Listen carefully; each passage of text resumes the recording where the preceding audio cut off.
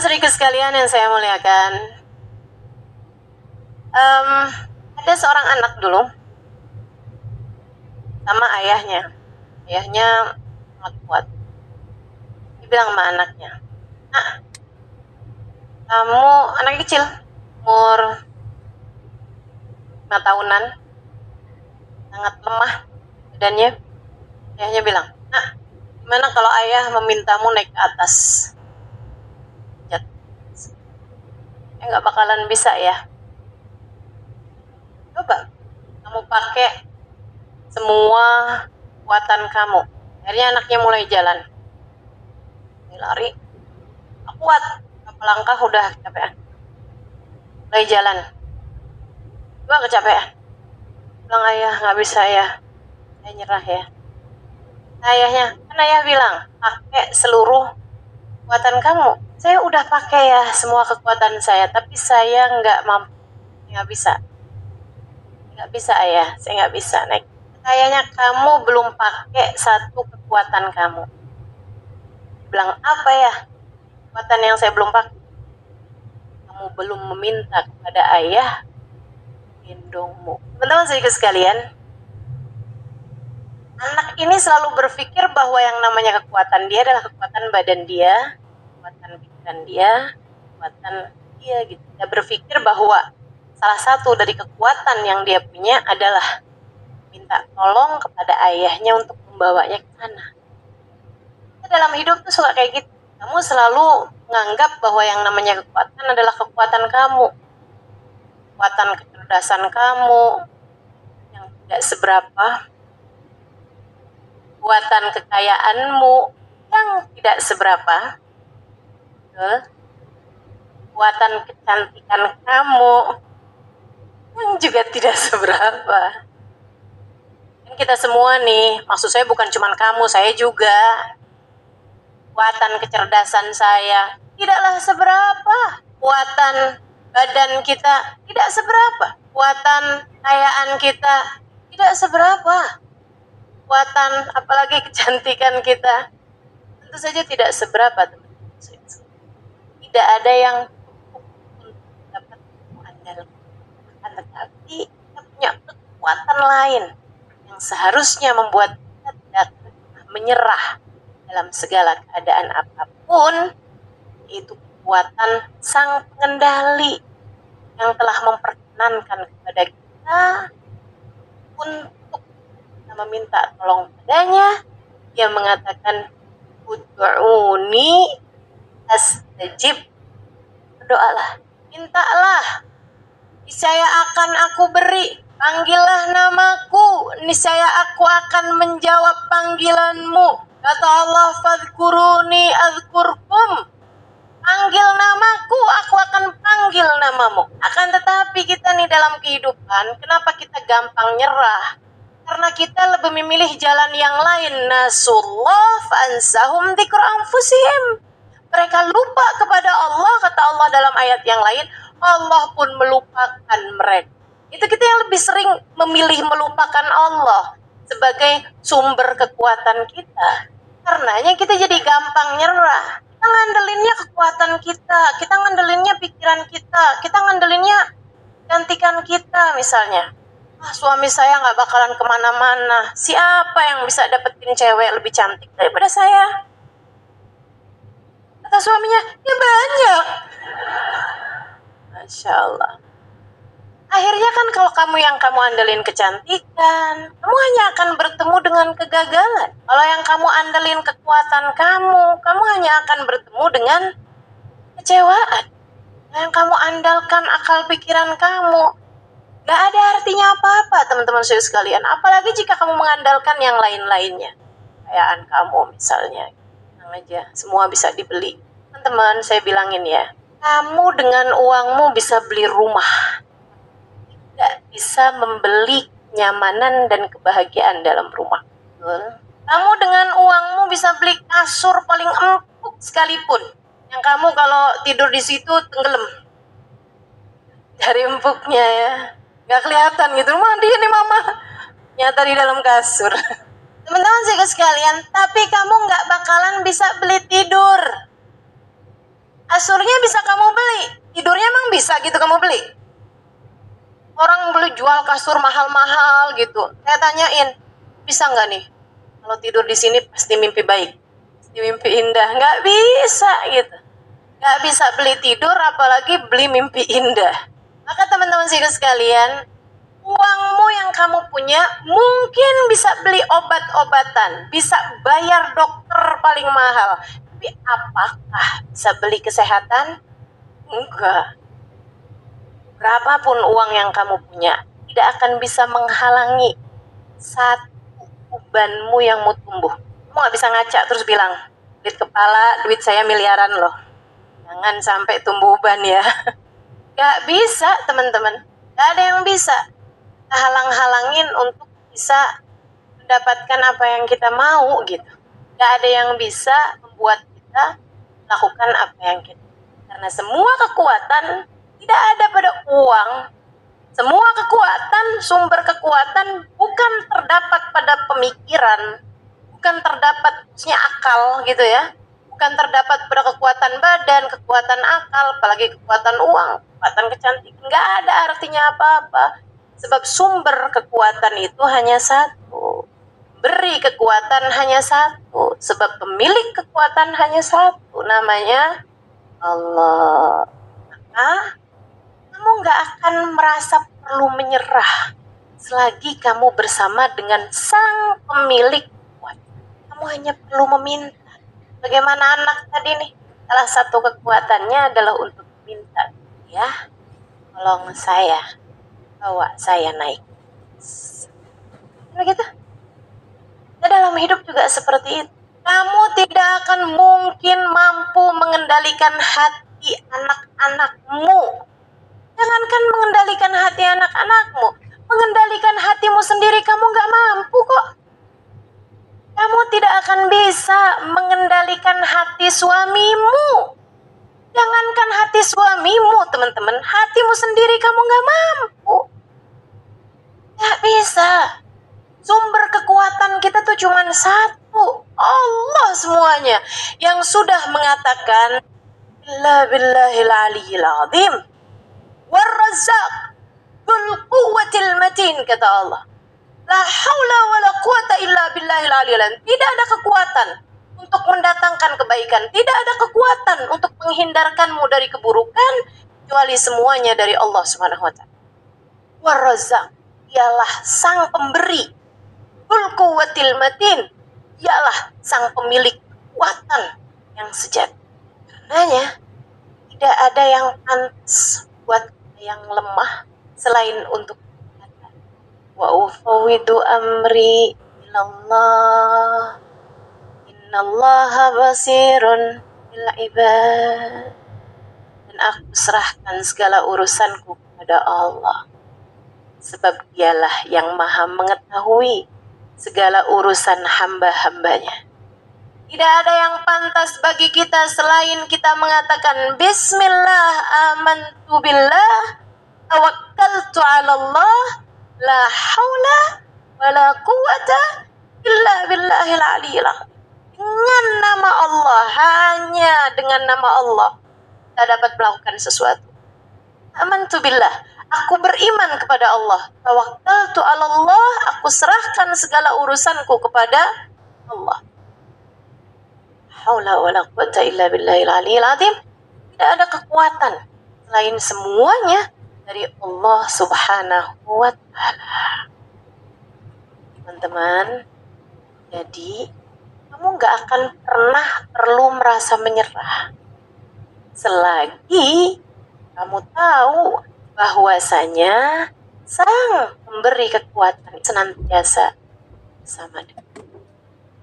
Kamu hanya perlu mendekat kepadanya. Kamu hanya perlu mengingatnya tanpa jeda. Kamu hanya perlu kembali kepadanya. Kamu hanya perlu merengek-rengek padanya. Dia akan memberi kepadamu. Dia akan menarik tanganmu. Dia akan mendorongmu. Dia akan menguatkanmu. Dia akan menguatkanmu.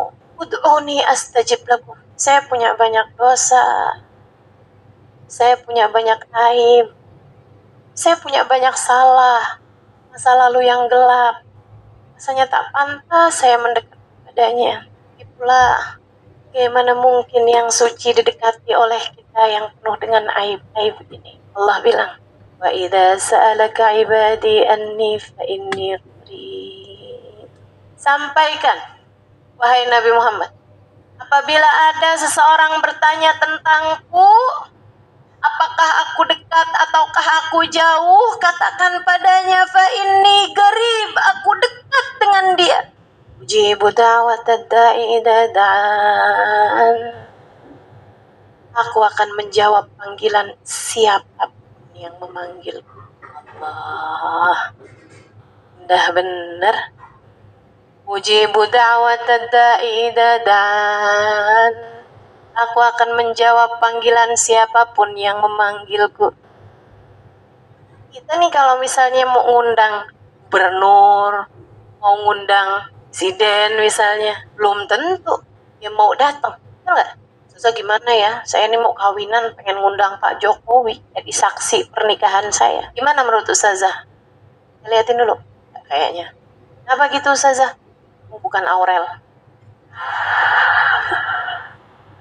Teman-teman saya sekalian, mau ngundang orang di dunia gini aja bukan mudah loh. Segitunya sang pemilik dunia, sang pemilik akhirat, penciptamu, teman-teman saudaraku sekalian, pengendali semuanya, pemilik segalanya, berkata kepadamu, ujibu da'watad da'i idza da'an. Aku akan menjawab panggilan siapapun yang memanggilku. Ya Allah, liyastajibu li. Ini deh. Maka hendaklah mereka memanggil namaku. Idza salaka ibadi anni fa inni qarib. Jibu da'watad da'i idza da'ani falyastajibu li. Itu ayatnya. Wal yu'minu bi la'allakum tersyudun. La'allakum tersyudun. Maka panggillah aku, mintalah ijabah padaku, berimanlah kepadaku, tetaplah percaya padaku.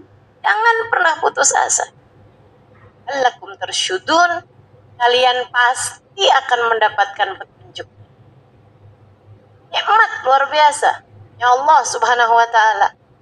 Teman-teman saudaraku sekalian yang saya muliakan, makanya sebenarnya hamba-hamba Allah Subhanahu wa ta'ala, mereka memang menghadirkan Allah dalam hatinya, tidak akan pernah menyerah.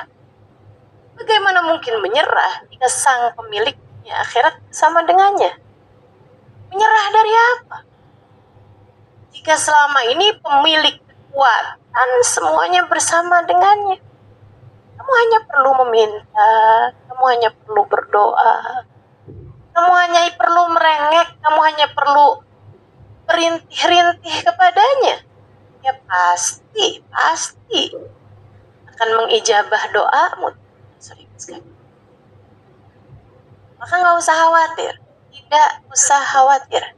Tidak ada hal yang seharusnya perlu membuatmu untuk, sebab dia selalu bersama. Lagi pula ya, jika dia memberi kepadamu kesulitan, juga bukan karena dia benci, akan tetapi karena dia ingin kamu naik kelas. Allah tidak mengujimu karena benci. Allah mengujimu untuk menaikkan kelasmu. Sama, kalau mau naik kelas kan ada ujiannya dulu. Tapi kok ujian saya sama terus ya Ustazah? Ya berarti kamu belum lulus. Ujiannya sama terus gitu. Jangan bangga kalau kayak gitu. Ustazah, suami saya tuh Ustazah kok kayak gitu mulu ya Ustazah. Saya nih diuji terus sama suami saya yang kayak gitu Ustazah. Kayak gitu terus ya Ustazah. Suami saya kok diujinya kayak gitu terus. Ya berarti kamu belum lulus. Itu kok bangga? Jangan bangga teman-teman. Berarti ujian kamu tuh di situ. Ayo dah, jangan pernah. Enggak perlu. Kamu tidak pernah harus merasa menyerah seharusnya. Teman-teman saya sekalian, apa sih yang bikin orang pernah menyerah biasanya? Sakit. Miskin. Gak putus asa tuh biasanya orang dari apa rasanya? Miskin, sakit, apa lagi? Cinta. Ya, oke banget dah. Ya. Coba. Ini buat yang pernah hampir menyerah nih, saya mau tahu nih. Apa yang membuatmu pernah hampir menyerah? Salah apa? Apa? Diselingkuhin. Oke, baik.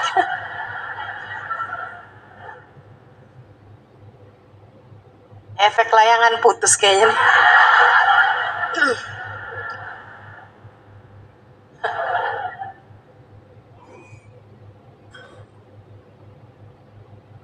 Ya. Kalau ya layangan putus, beli lagi layangan yang lebih bagus. Gini ya, coba ya kita bahas satu-satu. Kalau kamu pernah menyerah karena dikasih sakit paling sakit deh gitu. Oke, sakitnya gitu ya. Secara misalnya atau apalah yang macam-macam itu ya, penyakit. Teman-teman saya sekalian, kamu harus tahu bahwa sang pemberi kesehatan itu cuma satu, namanya Allahumma rabban nas adhibil bas shfi anta syafi wa afi antal mu'afi. Itu doa yang selalu dibaca Nabi kalau ada orang yang lagi sakit. Bacaannya itu, Allahumma rabban nas, ya Allah engkaulah pemilik manusia, adhibil bas, angkatlah penyakit, Ishfi, berikan kesembuhan padanya ya Allah, anta syafi, sebab engkaulah satu-satunya sang pemberi kesembuhan. Wa'afi, berikanlah keselamatan bagi badannya atas semua penyakitnya. Al-mu'afi, engkaulah sang pemberi selamat. Teman-teman saudara sekalian, maka tidak ada pemberi kesehatan selain Allah. Tidak ada. Deketin Allahnya. Lebih dekat lagi, dan Allah tuh teman-teman saudara sekalian nggak pernah jahat sama hambanya. Wa makanallahu bidzallamin lil abid. Allah tidak pernah berbuat zalim kepada hambanya. Kalau kamu dikasih sakit, itu artinya sedang ada kehendak baik dari Allah Subhanahu wa taala terhadapmu. Apa kehendak baiknya Ustaz? Macam-macam. Bisa menjadi penggugur atas dosa-dosamu. Sampai-sampai Nabi Muhammad alaihi wasallam mengatakan, ahabbul amrad ilayya al-humma. Kata Nabi Muhammad, penyakit favorit saya. Nah, tuh. Kalau itu adalah kehendak buruk, Nabi pasti nggak punya penyakit favorit. Dalam nggak? Tapi Nabi itu punya penyakit favorit, teman-teman. Kata Nabi Muhammad, ahabbul amrad ilayya. Penyakit yang paling saya sukai. Sakit yang paling saya sukai adalah al-humma, sakit panas, demam. Nabi paling suka sakit demam. Kenapa gitu? Karena datang dari ujung rambut ke ujung kaki, semuanya berasa demam, panas semuanya, sehingga menjadikan penghapus dosa dari semua anggota tubuh.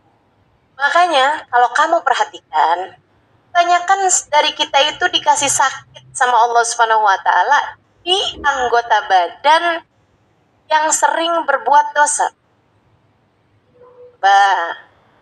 Ustazah mata nggak terang, ya dipakai apa aja tuh matanya. Ustazah sariawan, mulut nggak enak semua, tenggorokan kering. Ya emang kamu kan ngomongnya macam-macam. Suka ngomel kan. Allah lagi mau ngapusin dosa-dosanya. Kamu marah, kamu ngomel, kamu ngomong kasar, di jalanan kamu caci maki orang, ya kan? Mentang-mentang gak kenal. Kalau mobil disalip atau apa kan gampang banget tuh. Aduh, ya Allah, orang kalau di jalanan ya, tuh jangan sampai ada nih di antara teman-teman yang kayak gitu. Kalau diapain tinggal buka kaca aja, terus ngomong. Panggil nama yang ada di kebun binatang. Jangan. Teman-teman saya sekalian, kalau ada yang mau disebut dari yang di kebun binatang, yang lucu-lucu aja. Pak kaca, kucing kamu. Anda kamu. Ya kan? Teman-teman saudara sekalian, jadi yang namanya sakit tuh ngapusin dosa. Saya kasih tahu. Lau araftum ma da'atullah lal ajdam, kata Nabi Muhammad sallallahu alaihi wasallam. Tentang urusan penyakit bikin kamu insya Allah nggak akan pernah nyerah. Nabi Muhammad bilang, "Lau araftum ma da'atallah 'alal ajdam, latamannaitum an law kanu judama." Andai saja kamu tahu pemberian yang akan Allah berikan di akhirat kepada orang yang kena kusta waktu di dunianya, kalian akan berharap, ya Allah, coba aja saya waktu hidup di dunia nyakitan kusta. Kusta, lepra. Penyakit yang sampai ya tahulah teman-teman seperti apa. Walakinnal mu'min la yas'al ilal afiyah. Kata Nabi Muhammad, tapi orang mukmin nggak boleh minta sakit. Cuman maksudnya Nabi, kalau kamu dikasih sakit, yang sabar. Nanti di hari akhirat kamu akan bikin orang-orang di sekelilingmu malah justru iri kepadamu dan berharap, andai saya waktu di dunia berpenyakitan. Itu. Kalau kamu waktu hidup di dunia dikasih sakit, alhamdulillah, ngapusin dosa, teman-teman saudaraku sekalian, ngapusin dosa. Gitu. Kamu nangis karena sakit, nggak apa-apa, tapi jangan pernah, bahasa Indonesianya apa ya, jaza, apa bahasa Indonesianya? Kayak nyala-nyalahin takdirnya Allah gitu. Dosa apa nih saya? Kenapa kok saya dikasih sakit kayak gini? Malaikat kalau bisa jawab, iya banyak. Malaikat atit tuh kalau denger, ya Allah, udah itu. Kali main lirik-lirikan sama malaikat rokib, iya. Dia nggak sadar, Kip, udah bikin kamu nganggur.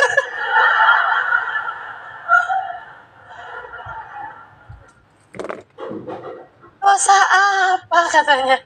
Dosa kita banyak, teman-teman.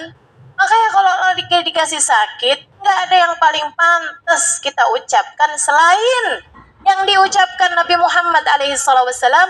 Alhamdulillah ala kulli hal. Terima kasih ya Allah atas keadaan apapun yang kau berikan padaku. Sebab Allah tuh lagi sangat baik. Allah nggak mau kamu pulang ke negeri akhirat dengan membawa dosa. Kamu dalam hidupmu ini ada beberapa sakit yang kamu alami gitu. Kayak gitu. Dan kamu kalau ngelihat orang sakit juga kamu mesti mikirnya kayak begitu. Orang-orang baik berarti Allah lagi pengen ngapusin dosanya tuh. Sebab orang tuh suka kayak gini.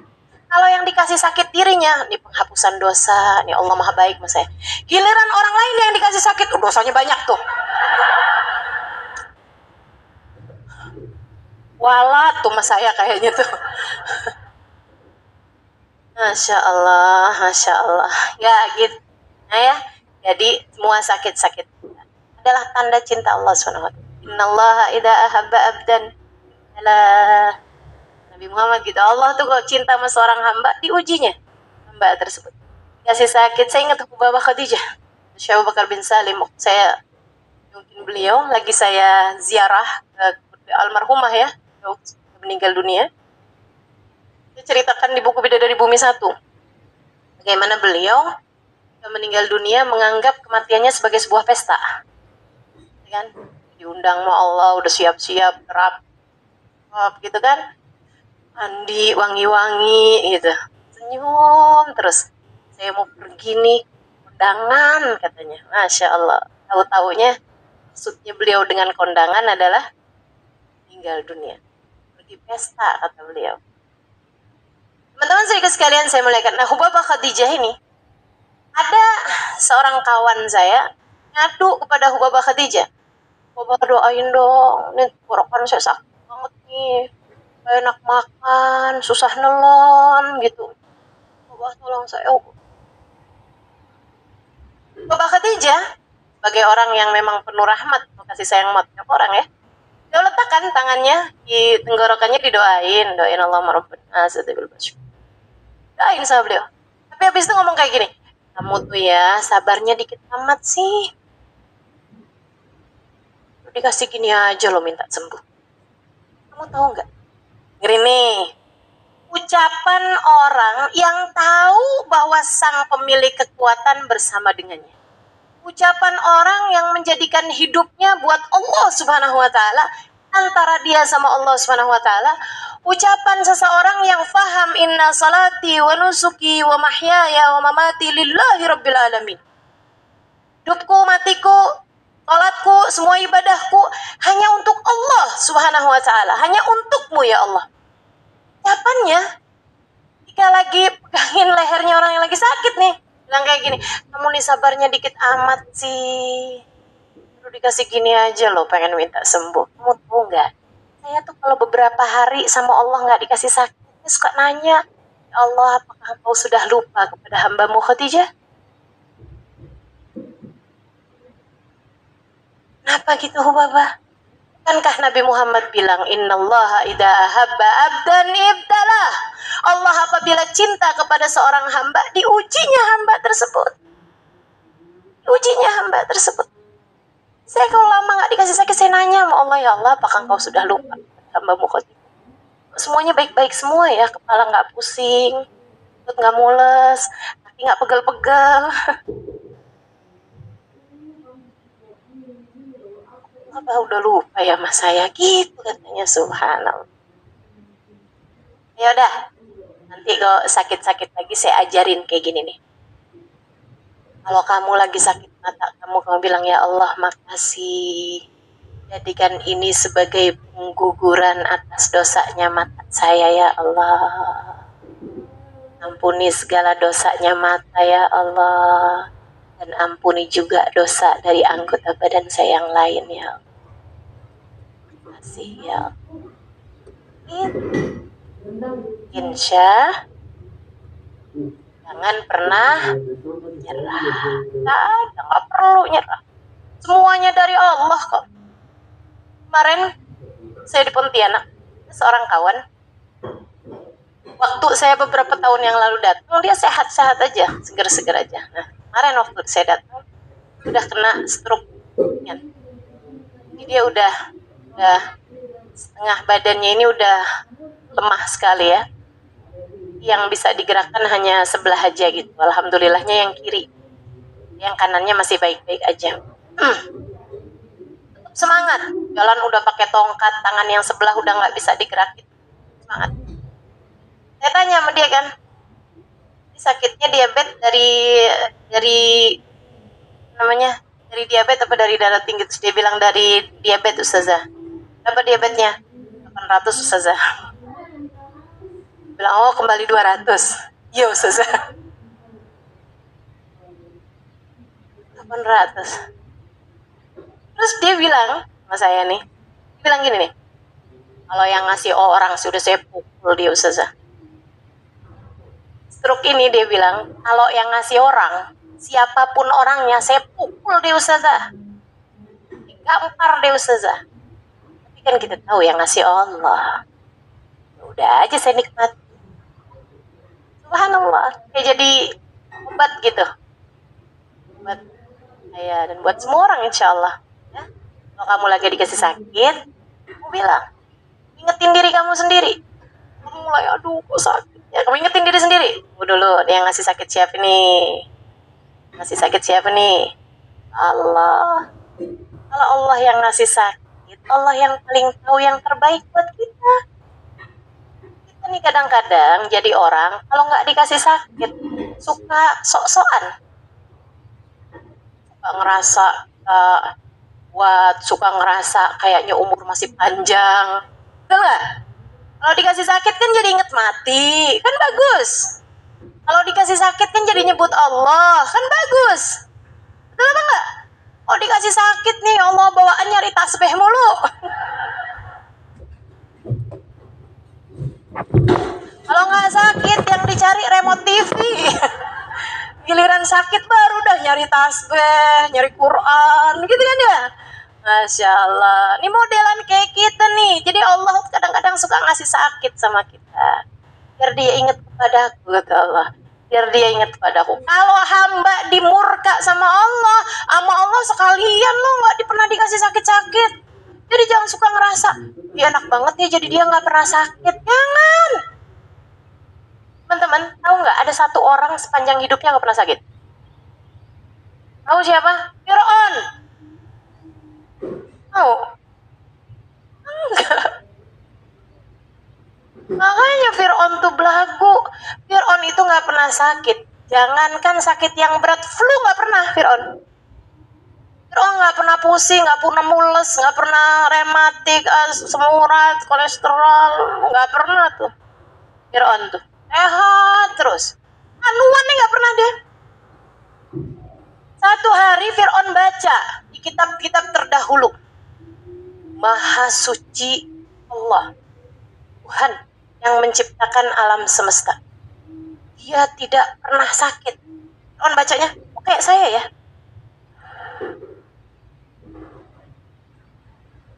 Fir'aun itu dikasih hidupnya, itu teman-teman serius sekalian, kalau dia bilang melangit, langit hujanlah, hujan turun beneran. Makanya Fir'aun tuh ngerasa jadi Tuhan bukan karena nggak ada apa-apa, nggak punya alasan, punya alasannya. Sampai para ulama bilang, andai ada orang di zaman sekarang dikasih kelebihan sama Allah kayak yang Allah beri kepada Fir'aun, dia bakalan ngaku jadi Tuhan juga. Orang Lia Eden aja ngaku jadi malaikat Jibril, padahal masih bisa ditangkap sama polisi. Enggak. Kalau dia malaikat Jibril masa mungkin bisa ditangkap sama polisi? Malaikat Jibril kan pimpinan para malaikat ya. Ya Allah, ada-ada aja. Jadi teman-teman saudaraku sekalian, kalau kamu dikasih sakit sama Allah, artinya Allah sedang sayang sama kamu, Allah sedang menghapuskan dosa-dosa kamu. Itu adalah takdir baik. Jangan pernah menganggapnya sebagai sebuah takdir buruk. Insya. Apalagi, kamu suka nyerah dari apa? Cinta tadi itu ya. Teman-teman sedikit sekalian, ini saya sering sampaikan sama siapapun yang ngeluh kepada saya urusan hal-hal yang seperti ini nih. Saya bilang, dengerin. Yang pernah putus cinta dengerin. Yang pernah merasa cinta saya dikhianat, hati saya diduakan, atau bahasanya suami saya ternyata sudah buka cabang. Teman-teman saudariku sekalian yang saya muliakan, ketika hati seseorang berpaling darimu, seringkali itu merupakan tali-tali yang Allah Subhanahu wa Ta'ala berikan kepadamu untuk menarikmu kepada Allah. Jika hatimu sedang merasa dikhianati, cinta seseorang yang asalnya mencintaimu berpaling darimu, seringkali itu merupakan cara Allah untuk mengenalkan kepadamu cintanya yang sejati. Imam Syafi'i bahkan mengatakan, kalau kamu merasa dalam hidupmu tidak ada yang mengurusmu, berbahagialah, sebab seringkali itu merupakan pertanda Allah langsung yang mengurusmu.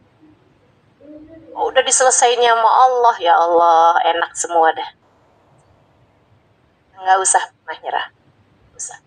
Kalau lagi ada hati seseorang sedang berpaling, saat untuk mengangkat tangan kepada Allah Subhanahu wa Ta'ala dan berkata, ya Allah, meski siapapun berpaling hatinya dariku, jangan pernah engkau yang berpaling dariku ya Allah. Sebab siapapun pergi aku tak peduli, selagi engkau tetap memandangku dengan penuh kasih sayang. Halo? Bisa? Insya Allah. Saya nggak lagi doain suamimu paling hati, enggak. Cuman siap-siap aja.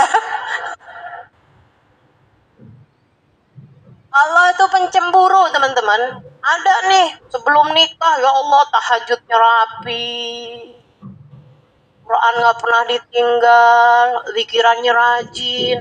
Giliran punya suami aja yang dipikirin sama dia. Tiap hari urusannya minum jamu anti tua. Tiap hari urusannya pokoknya yang penting suami sayang. Kalau dia baca-bacaan juga biar hati suaminya nggak berpaling. Baca surat Ar-Rahman biar suami tambah sayang. Sholat tahajud biar suami tambah cinta. Apa-apaan biar rezeki suami luas. Jadinya ngasih sama saya. Padahal belum tentu kan. Kalau minta rezeki aja, nggak usah ke suami. Ya Allah, kasih kepadaku rezeki, enak. Loh, nggak usah doain rezeki suami, doain juga. Tapi maksudnya ngapain kamu kalau mau doa tentang rezeki kamu sendiri, kenapa harus lewat suami? Nggak usah, langsung aja minta sama Allah Subhanahu Wa Taala. Jangan punya ketergantungan kepada manusia siapa orangnya. Kalau dia pergi, hatimu jadinya rapuh, hatimu jadinya ambruk, karena kamu bergantung sama sesuatu yang lemah. Akan tetapi kalau bergantungmu sama Allah Subhanahu Wa Taala, kamu jadikan statusmu sebagai seorang istri adalah caramu mendekat kepada Allah Subhanahu Wa Taala, tugasmu ibadah kepada Allah Subhanahu Wa Taala, ringan aja hati kamu pastinya. Teman-teman saudara sekalian, yang pergi siapa? Suami. Allah nggak pernah pergi kok. Gitu kan ya? Jangan pernah buat hatimu bergantung kecuali pada yang kuat. Kalau kamu senderan, gantungan sama yang lemah, jatuh kamu berduaan sama dia. Betul nggak? Senderan sama kaleng kerupuk ya rubuh. Saya nggak bilangin suami kamu kaleng kerupuk ya. Walaupun agak mirip, enggak. Teman-teman saudaraku sekalian, saya mulaikan, jangan pernah bergantung sama yang lemah. Benerin hubunganmu sama Allah, kamu tidak akan pernah menyerah dari apapun. Dan saya kasih tahu kabar gembiranya, kalau hubungan kamu baik sama Allah, kamu hidup di dunia secara sederhana. Oh, yang kemiskinan sekarang. Kalau ada di antaramu yang pernah menyerah karena kemiskinan, ibu, adik, kakak, saya kasih tahu. Sesedikit apapun rizkimu cukup untuk membiayai hidupmu. Tapi sebanyak apapun rezekimu, uangmu nggak akan pernah cukup jika untuk membiayai gaya hidupmu. Dengar? Sesedikit apapun rezekimu cukup kalau hanya untuk membiayai hidupmu, buat makan, buat pakai baju, itu cukup. Saya nggak pernah kok ngeliat orang dari miskinnya sampai kemana-mana nggak pakai baju. Kamu kenapa kok nggak pakai kerudungan? Saya miskin, Ustazah. Nggak pernah saya, nggak pernah. Teman-teman saudaraku sekalian saya muliakan, nggak pernah saya lihat orang dari miskinnya sampai nggak pakai baju. Saya nggak pernah lihat sampai sekarang orang yang dari miskinnya sampai nggak bisa makan gitu. Nggak pernah kok saya. Semuanya dikasih sama Allah.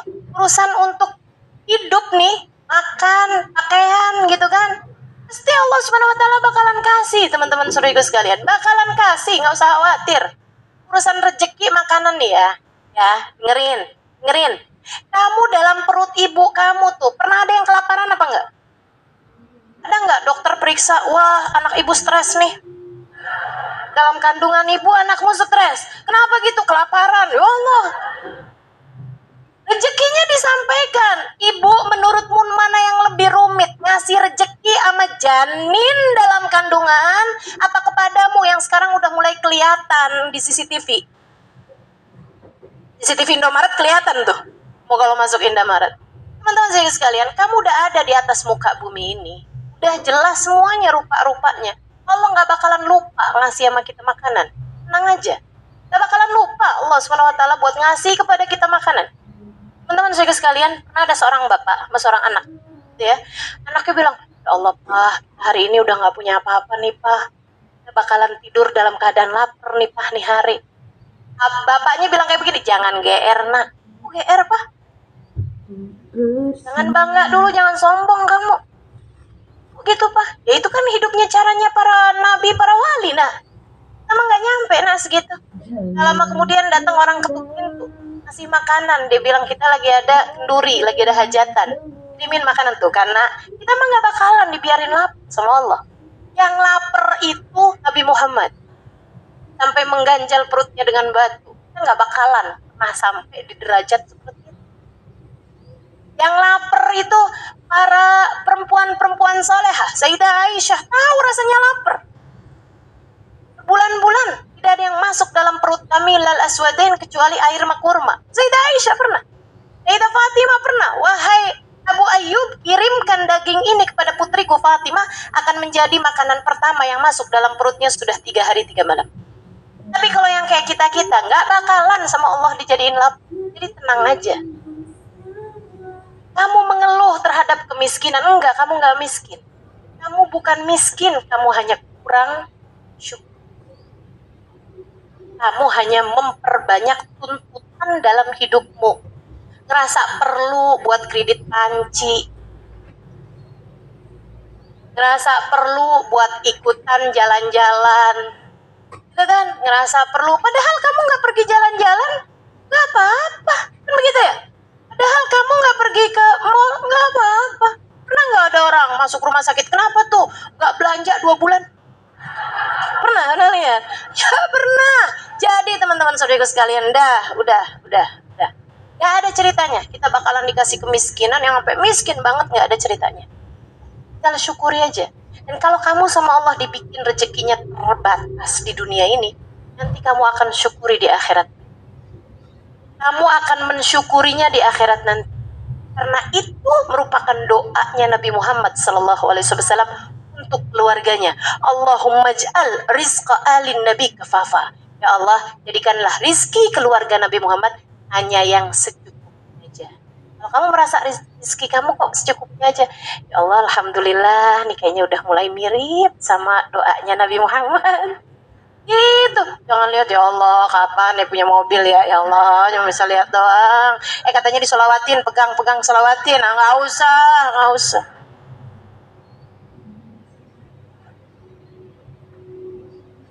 Nggak usah. Kalau Allah lihat kamu perlu, kamu bakalan dikasih. Ya, kalau Allah lihat kamu perlu, kamu bakalan dikasih. Kalau kamu dikasih yang secukupnya, karena Allah Maha sayang sama kamu. Mau hisapnya kepanjangan di hari akhirat. Kan? Dah, nggak usah ada yang perlu membuatmu menyerah. Cukup bagimu untuk selalu mengangkat tanganmu kepada Allah Subhanahu wa taala. Ya Allah, lemah. Namun aku tak pernah takut, sebab bersamaku ada Engkau Zat yang Maha Kuat. Ya Allah, aku miskin, namun aku tak pernah takut, sebab bersamaku ada Engkau Zat yang Maha Kaya. Ya Allah, aku bodoh, namun aku tak pernah takut, sebab bersamaku ada Engkau Zat yang Maha Tahu. Ya Allah, kuatkanlah aku dengan kekuatan-Mu. Kurniakan, pahamkan kepada aku ilmu-Mu. Ajari kepada aku, ya Allah, cara mendekat kepadamu. Bimbing aku dan pandanglah aku senantiasa dengan pandangan kasih sayang. Rabbana zalamna anfusana wa illam taghfir lana wa tarhamna lanakunanna minal khasirin. Rabbana atina fid dunya hasanah akhirati hasanah wa qina adzabannar. Da'wahum fiha subhanakallahumma wa tahiyyatuhum fiha salam. Akhiru da'wana alhamdulillahi rabbil alamin. Ila hadratin nabi, semoga semua yang hadir tempat ini dikaruniai kekuatan untuk bersandar hanya kepada Allah. Ala hadhihi niyyah wa ila hadratin nabi. Al-Fatihah. Bismillahirrahmanirrahim. Alhamdulillahi rabbil alamin. Ar-Rahmanir-Rahim. Maliki yaumiddin. إياك نعبد وإياك نستعين اهدنا الصراط المستقيم صراط الذين أنعمت عليهم غير المغضوب عليهم ولا الضالين آمين. اللهم بحق الفاتحة برمة الفاتحة بركة الفاتحة تفتح لنا أبواب الخير، تؤملنا مؤاملة أهل الخير، تكفينا من جميع الفتن والمهن بؤس وضير. إنك ولي كل خير متفضل بكل خير برحمتك يا أرحم الراحمين. اللهم إنا نسألك زيادة في الدين، بركة في الأمور، وصحة في الجسد، سعة في الرزق، وتوبة قبل الموت، وشهادة عند الموت، مغفرة بعد الموت، وعفوا عند الحساب، وأمانا من العذاب، ونصيبا من الجنة، وارزقنا النظر إلى وجهك الكريم. اللهم عافنا من بلائك، وأوزعنا شكر نعمائك، وأذقنا برد عفوك وحلاوة مناجاتك. اللهم يا مقلب القلوب ثبت قلوبنا على دينك، يا محول الأحوال حول حالنا إلى أحسن الحال، وعافنا من أحوال أهل الضلال وفعل الجهال.